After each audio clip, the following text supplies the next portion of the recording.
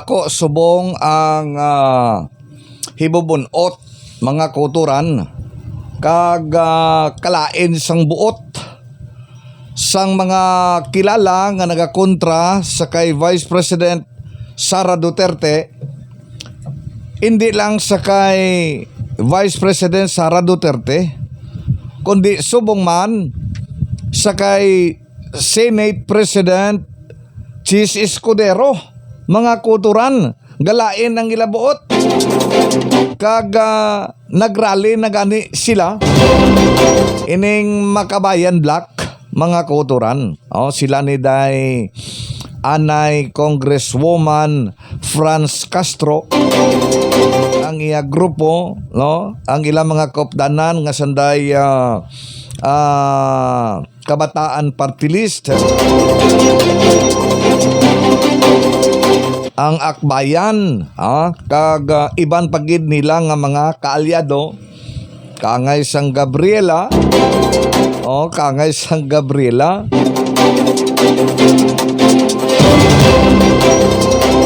perti ang pangakig nila subong sa kay Chis Escudero, ang Senate President, bangod man nga ginapawalaan lang kuno, ginapawalaan lang ni Senate President Chis Escudero ang parte sa impeachment trial. Nga daw na sense nila mga kuturang nga daw wala kuno gana ang mga senador, ilabi na gid si Senate President Chis Escudero nga padayunon o konsuguran ang impeachment trial.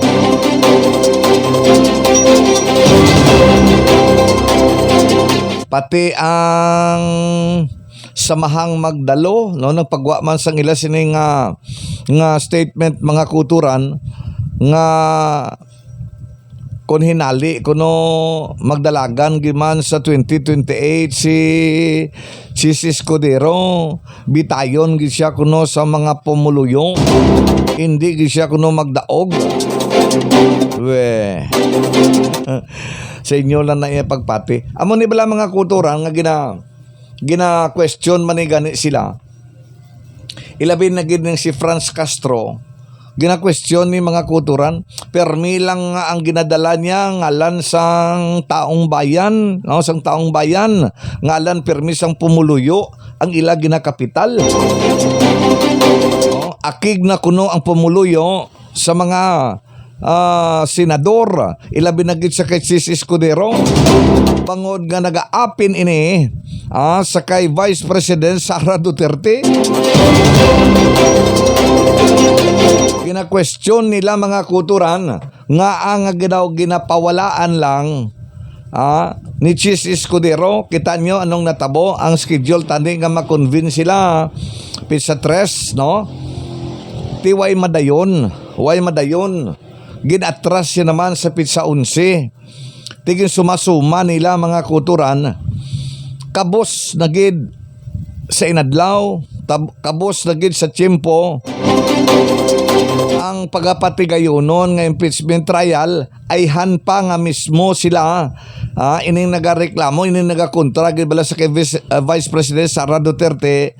Nakahibalo sila nga kadako sang posibilidad nga kung matapos na ang poder sang 19th Congress, gakabalaka sila nga hindi na pagpadayunon sang 20th Congress, mga kuturan. Daw laban-laban gid. Kay may mga nagasiling nga mga mangin-alamon nga hindi na pwede padayunon ang gisuguran sang 19th Congress. Ilan na to mo tinatapos ang ila term. Natapos na biyang ila tiyempo.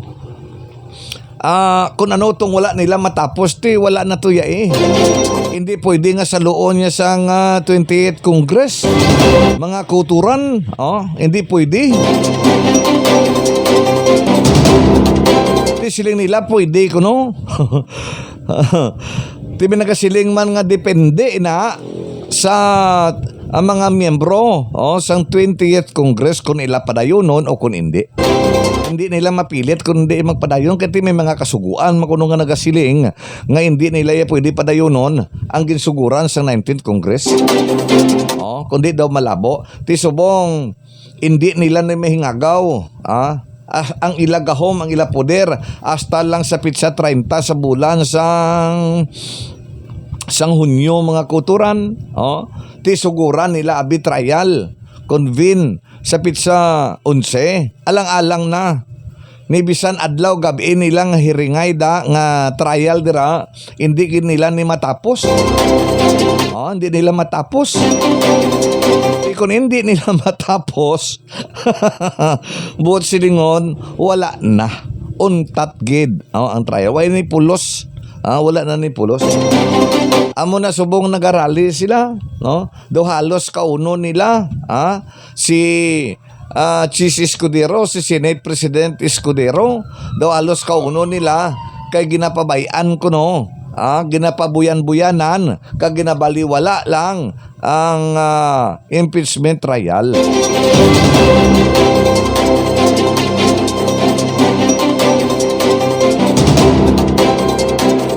Kung hindi gani ni kuno matigayon ng impeachment trial siling ni Franz Castro ang taong bayan ang pupuksa sa mga taga-senado kung sa Tagalog pa bala pupuksain sila ng taong bayan kung hindi nila ni matrabaho ang ila trabaho.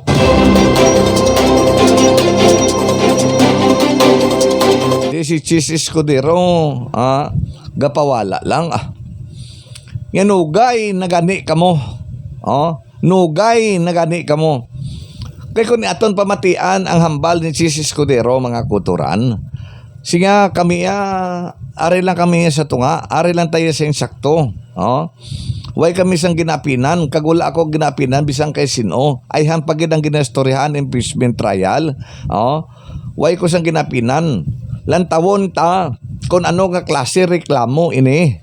Basi bala kay kontra ninyo ya si Sara Duterte. May mga plano kamo nga hindi maayo sa iya. That's why nga gin-impeach siya. Tiginalantaw mo na namon. Ginalantaw mo na namon. Kinanglan wala kulor ang mga desisyon namon. Kag kung ano man ang amon panindugan, why kami sang dapat apinan.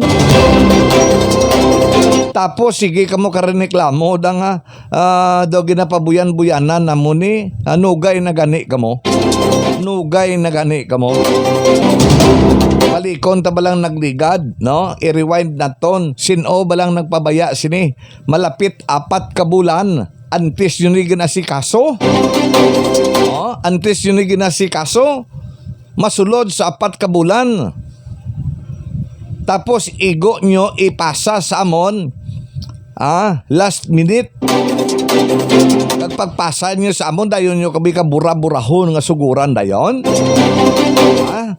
Ano ka mo man? Kung nagadali kamo kag kung gusto nyo gid nga matigayon tani wala nyo digin pabuyan-buyanan man. Malapit 4 ka bulan nga ginpabayan nyo ni. Pero ni hingagawon nyo last minute ipasa nyo sa amon manog recess na o tapos ng amon nga sesyon. Bakasyon na, dayon nyo kami di ka bura-bura nga pwede man lang kamo makakonvene bisan niya bisan bakasyon nyo. Pwede man lang kamo ka-convene, pwede man lang kamo katipo, pwede nyo man lang niya masuguran. Kaya hambal sang kasuguan nga forward kinanglan pagkabaton nyo agad-agad inyo ini nga suguran na ang trial. Ti galing kay sa kadabira nila mga kuturan, kabalo ka mo, may ginabalik sila, ginabultadahan sila ni Chis Escudero. Hindi ba lang kasuguan, nagasiling man, nga pagkatapos yung mapirmahan to tanan, kung kompleto na, ihatag nyo dayon sa Speaker of the House. Tidugay-dugay nyo man to ginhatag. Malapit gani 4 ka bulan. Ito kabalo ko na ng problema nyo, kagano'n ng tinutuyo nyo, nga ginatrasar nyo to, nga ginpadugayan nyo to. Anay karon, pagkatapos inyo nga dinali-dali nyo lang to kag ihatag sa amon last minute kami naman yung bura-burahon nyo kag paiputon din nga trabaho ayon na. Sino ka mo nga magdikta sa amon? Ara mga kuturan kay mabato si Jesus Escudero. Bangod sini mga actuation, kag panindugan ni Jesus Escudero mga kuturan nga hindi sila maghilisugot nga daw hindi gid nila madiktahan si Jesus Escudero nang ilagay na kontra. Si Jesus Escudero na ilagay na kontra. Ang Senado na, generalihan na nila. Taong bayan ko no, pero lang tawon mong rally nila, daw pilang nahot man lang sila. Hindi ba lang? Ako yung mga kuturan, gapati ko. Kaangay sa pagpati, sang isa sa mga mangin-alamon, mga nanging Senate President, sang una nga si Franklin Drilon, impeachment trial, malabo. Hindi daw mapatay sila og taso. Ini sila lang nagadumot sa kay Sara Duterte, sa kay Vice President Sara Duterte, o kon sa pamilya Duterte. Kontra man to nila si Tatay Digong mo. Kaya hindi to sila kagwa sa arte nila. Hindi to sila kapalag.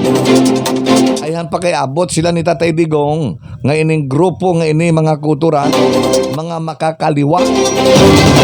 Amo ni sila ang mga nagapronte sa mga rebelde. Mga rebelde, magtawag ka rebelde ka kontra sa aton pungsod. Nagarebelde sa aton pungsod. Hindi na sila sa unak arte kay Tatay Digong. Suway nga hasta sa kay Vice President Sara Duterte ang ila kaakig sa kay Tatay Digong. Kay kabalo sila nga padayonon ni Sara Duterte kung ano man ang mga ginahimo sa nguna ni Tatay Digong sa nguna sa ila. Pag-ipit kapag hingabot kapag lagas man sa ila padayonon ni Vice President Sara Duterte. Amo na nga gusto nila dulaon man si Sara Duterte. Amo na bala husto ginaginhambal ni Vice President Sara Duterte nga political persecution, no? Ining ginahimo nila tungod sa politika, tungod sa personal nga akig sa ila, sang ilang mga kontra. Tungod ang ilang mga kontra may mga personal mang interest, no? Sa 2028 madalagan man pagka-presidente. Damo sa naghahana. Mga kuturan o galing ini mga naghahana nga magdalagan bisan tingbon pa ning pwersa nila, hindi sila makasarang magbunggo sa kay Vice President Sara Duterte o makadalagan si Vice President Sara Duterte sa pagka-presidente sa aton pungsod.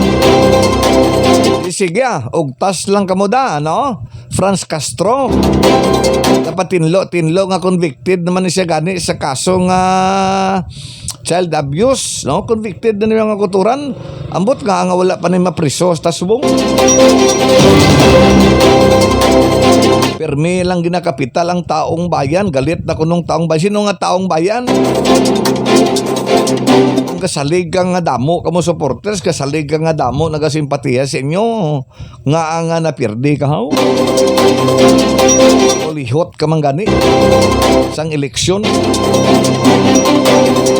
Abot naman sa mga tao kung kaday sino ka mo, kung anong inyo tindog.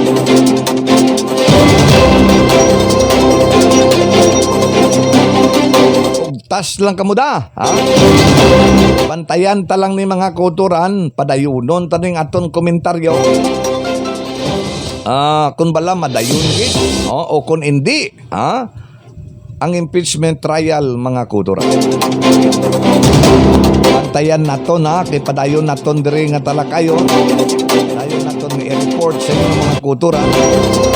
Mga balasun pagid mga Salamat sa liwat. Mayong adlaw gid sa aton taran-taran. Si Tito Noy. Dayon nyo nga i-subscribe ang aton sini nga YouTube channel. Dayon nyo nga i-like kag i-share. Salamat gid kag mayong adlaw sa aton taran-taran.